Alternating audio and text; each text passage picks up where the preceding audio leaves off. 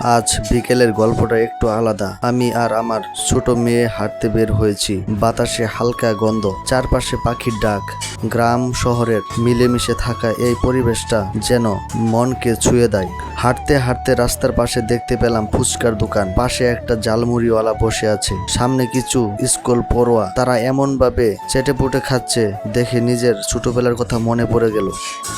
এই দোকানগুলোতে যেন বিকেলের প্রাণ ঢুকিয়ে থাকে। এক বাটি ফুচকা যেন সব দুঃখ ভুলিয়ে দেয়। আরেকটু সামনে গিয়ে দেখি পোলাপান খেলায় ব্যস্ত, কেউ গোল করতেছে, কেউ চিল্লাইতেছে। এই দৃশ্যটা যে কত আনন্দ দেয় তা বলে বোঝানো যাবে না। মেয়েটাও হাততালি দিয়ে খুশি।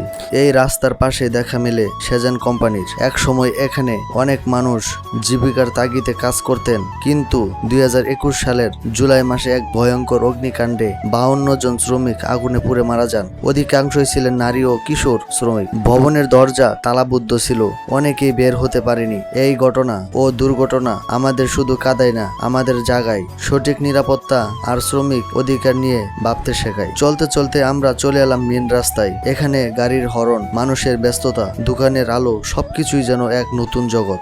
সবশেষে এসেছি টোটাল ডেরিতে। এখনকার মিষ্টি আর দইয়ের খ্যাতি অনেক শুনেছি, ভাবলাম আজ একটু নিজেই খেয়ে নেই। একটু দই খেলাম, মেয়েটাকে মিষ্টি খেতে দিলাম। এমন ছোট ছোট আনন্দই তো আমাদের দিনটাকে পূর্ণ করে তোলে।